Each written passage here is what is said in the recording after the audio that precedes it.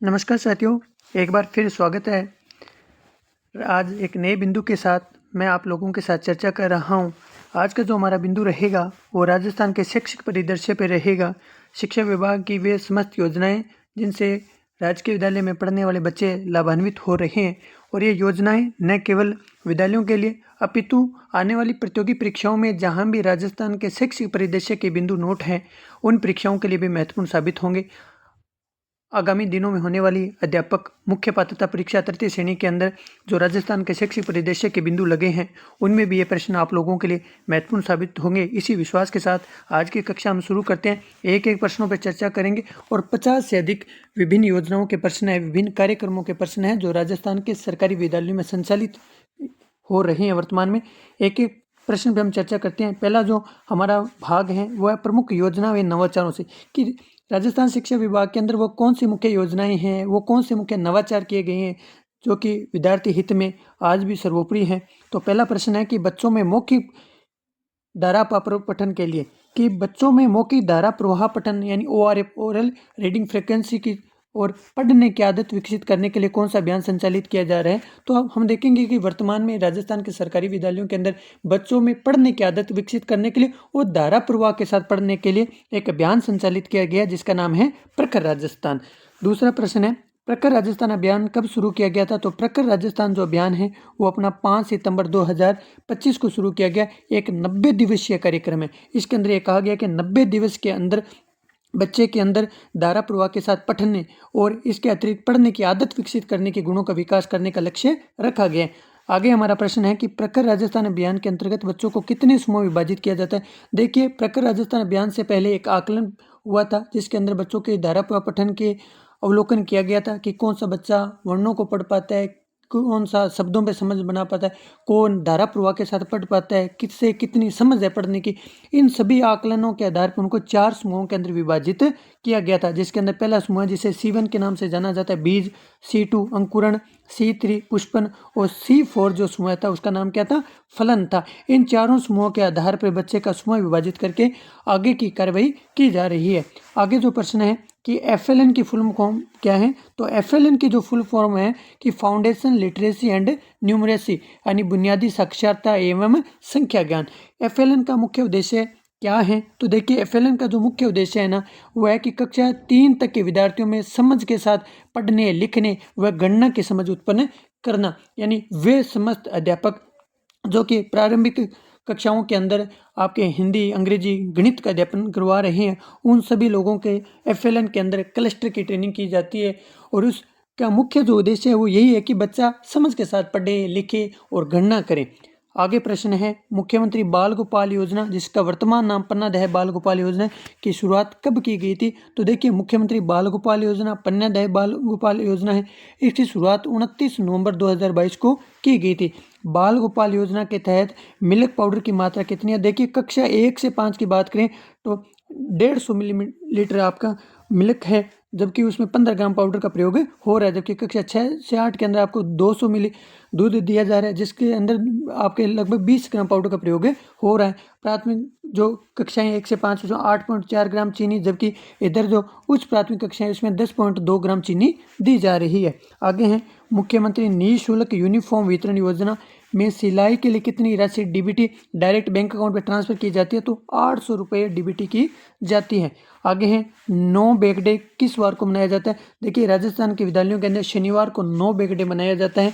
No bag day के तहत सभी शनिवारों की थीम क्या होती है। तो देखिए, पहले तो ये हर शनिवार को मनाया जा रहा था, अब वर्तमान में दूसरे व चौथे शनिवार को ये योजना संचालित है। जबकि पहले इसके अंदर क्या था, चारों 500 जितने भी जो आपके शनिवार महीने के आ रहे हैं, प्रत्येक शनिवार की अलग अलग थीम होती थी, उसी के हिसाब से वहाँ हमें गतिविधि करवानी होती थी। जैसे प्रथम शनिवार को राजस्थान को पहचानो, द्वितीय शनिवार होता था वहाँ भाषा कौशल विकास, तृतीय शनिवार को खेलेगा राजस्थान बढ़ेगा राजस्थान जिसमें खेल गतिविधियां कराई जाती थी। चतुर्थ शनिवार था, उसमें विज्ञान के विभिन्न आविष्कारों पर चर्चा की जाती थी जिसका नाम था मैं भी वैज्ञानिक हूँ। और जो पंचम शनिवार था उसके अंदर बच्चों में सामाजिक मूल्यों का विकास करने के लिए बाल सभा अपनों के संग ये कार्यक्रम भी संचालित किए जाते थे। आगे हैं, 9 बैग डे के तहत बच्चों को कितने समूह में विभाजित किया जाता है? तो 9 बैग डे कार्यक्रम के अंदर बच्चों को 5 समूह में विभाजित किया जाता है, जिसमें अंकुर, प्रवेश, दिशा, क्षितिज और उन्नति, ये 5 समूह थे।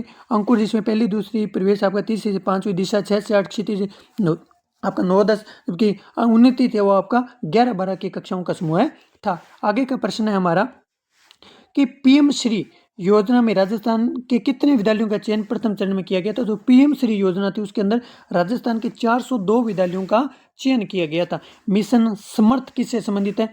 तो देखिए, विशेष आवश्यकता वाले बच्चे, CWSN यानी चाइल्ड विद स्पेशल नीड, विशेष आवश्यकता वाले बच्चों यानी दिव्यांग बच्चों के लिए कौन सा अभियान संचालित किया गया था? मिशन समर्थ अभियान संचालित किया जा रहा है।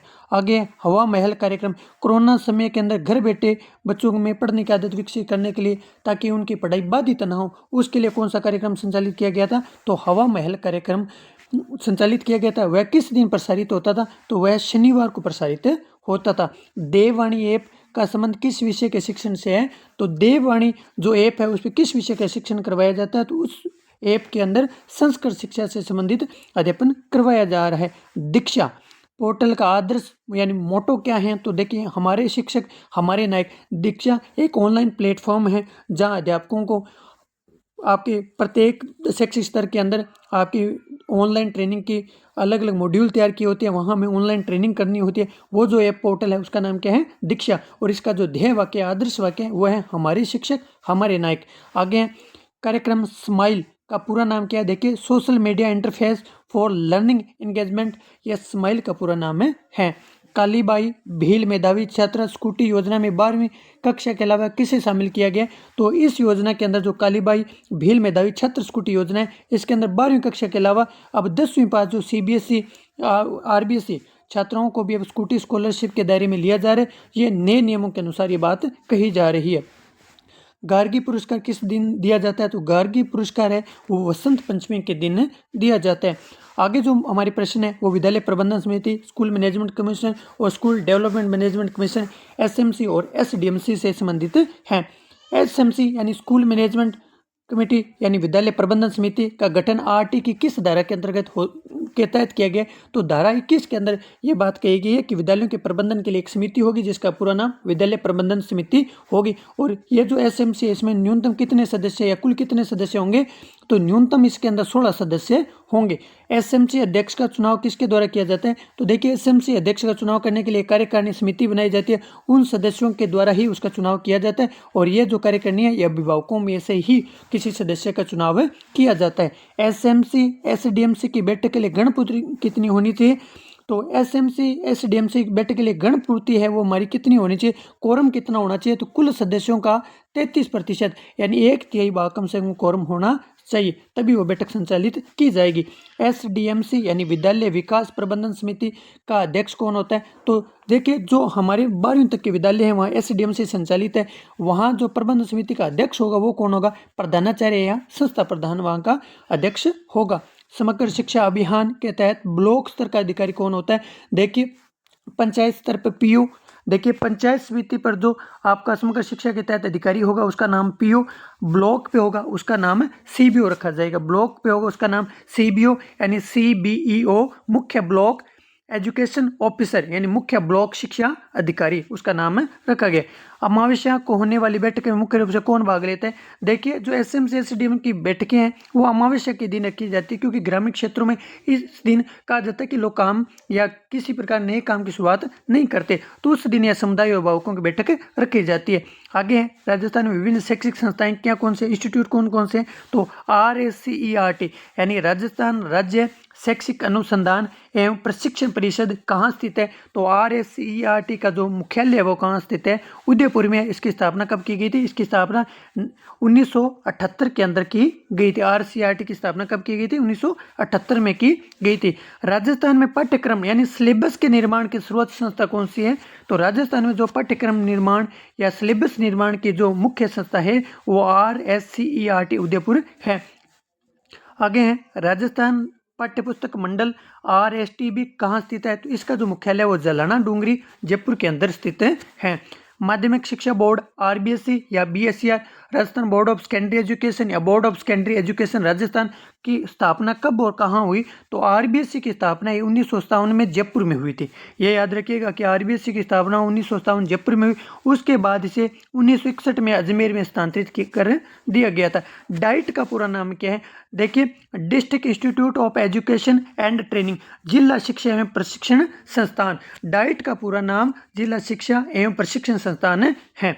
SIQE यानी state initiative for quality education का संचालन किन कक्षाओं के लिए होता है? तो SIQ ये आपके CCE अभियान के अंतर्गत कक्षा 1 से 5 के लिए संचालित किए जा रहे हैं।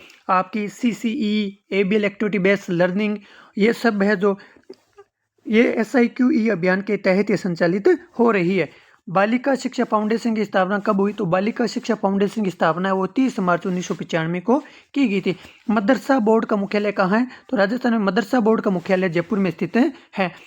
IASC उच्च अध्ययन शिक्षण संस्थान का कार्य क्षेत्र क्या होता है? तो सेवारत शिक्षक यानी जो नौकरी कर रहे हैं उनके लिए विशेषकर व्याख्याता और जो आपके सेकंड ग्रेड है उनको प्रशिक्षण उपलब्ध करवाने के लिए कौन सी संस्था कार्य कर रही है? तो उच्च अध्ययन हेतु शिक्षण संस्थान IASC कार्य कर रही है। शिक्षा विभाग पंजीयक की विभागीय परीक्षाएं जैसे कि BSTC कौन आयोजित करवाता है? तो पंजीयक शिक्षा विभाग है, वो बीकानेर इन परीक्षाओं को कंडक्ट करता है। तो BSTC की परीक्षा है वो पंजीयक शिक्षा विभाग बीकानेर के द्वारा करवाई जाती है। RTE right to education 2009 Rajasthan नियमावली 2011 के अनुसार आगे के जो प्रश्न है वो संबंधित है।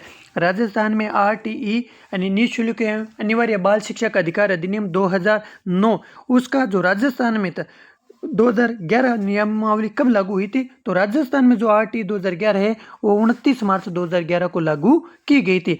RTE 2009 के तहत प्राथमिक स्तर पर शिक्षक छात्र अनुपात कितना होता है? तो प्राथमिक स्तर यानी कक्षा 1 से 5 के अंदर शिक्षक छात्र अनुपात 1:30 होता है, यानी 30 बच्चों पर एक लगभग शिक्षक होना चाहिए, जो कि कहाँ तक होगा? 200 बच्चों तक यही योजनाएं रहेगी।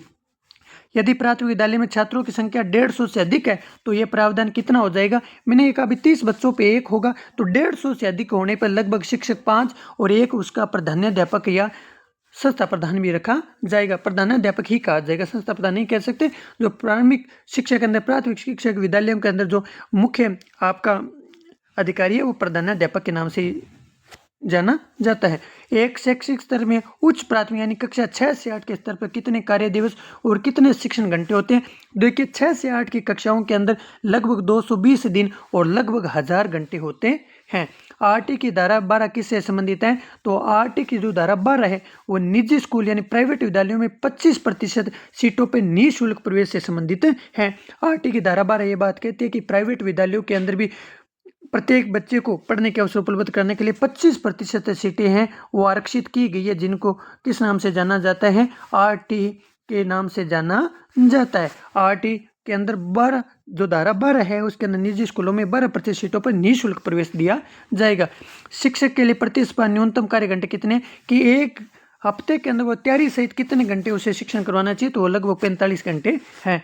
RT की किस धारा में शारीरिक दंड और मानसिक उत्पीड़न पर रोक है? तो धारा 17 की राइट टू एजुकेशन की धारा 17 यानी आप ये समझिए कि 17 यानी खतरा, तो किस धारा के अंदर शारीरिक दंड और मानसिक उत्पीड़न पर रोक है? तो धारा 17 के अंदर बच्चे के शारीरिक दंड यानी न उसे आप मार सकते हैं न मानसिक रूप से आप उत्पीड़ित कर सकते हैं। ये किस धारा में लिखा गया? धारा 17 में इसका उल्लेख किया गया।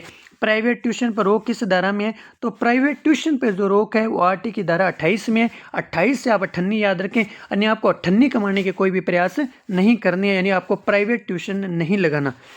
कि विद्यालय में प्रवेश की अंतिम तिथि विस्तारित अवधि शैक्षणिक स्तर शुरू होने के कितने महीने तक हो सकती है? तो 6 महीने तक उसे प्रवेश दिया जा सकता है। आगे हैं RT के तहत बालक को किस कक्षा तक फेल नहीं किया जा सकता? RT 2009 के तहत यह प्रावधान किया गया है कि कक्षा 8 तक के बच्चे को फेल नहीं किया जा सकता, लेकिन अब जो 2019 के बाद उसे एक संशोधन हुआ है कि उसे पुनः परीक्षा उसे दोबारा पेपर का मौका दिया जाना चाहिए, फेल नहीं किया जा सकता, उसे दोबारा पेपर दिया जाए, यानी अब उसे पुनः परीक्षा का प्रावधान जोड़ दिया गया। यह संशोधन कब किया गया? 2019 में किया गया। आगे प्रश्न है, राजस्थान स्कूल परिषद द्वारा किस कार्यक्रम के तहत राजस्थान युवा सभा का आयोजन किया गया? तो राजस्थान में एक कार्यक्रम संचालित है, प्रबल कार्यक्रम। इसके तहत 15 दिसंबर 2025 को राजस्थान विधानसभा के अंदर एक मॉक सत्र भी रखा गया। प्रदेश भर से चयनित विद्यार्थियों के द्वारा राजस्थान की विधानसभा में अपने भावों को, अपने विचारों को और राजस्थान की उन्नति के लिए विचार रखे गए। उस कार्यक्रम का नाम क्या था? प्रबल कार्यक्रम था। राजस्थान की विधानसभा में एक मॉक सत्र भी इस पर रखा गया था 15 दिसंबर 2025 को। और राजस्थान युवा सभा का आयोजन है वो किस कार्यक्रम के तहत किया गया है? तो प्रबल कार्यक्रम के तहत किया गया। मैंने आपके समक्ष राजस्थान के शैक्षिक परिदृश्य से संबंधित बहुत से महत्वपूर्ण प्रश्नों पर चर्चा की है, जो आने वाली प्रतियोगी परीक्षाओं में, जो कि शिक्षक पात्रता परीक्षा और शिक्षक जो मुख्य परीक्षा है, उनमें आप लोगों के लिए महत्वपूर्ण साबित होंगे। इसी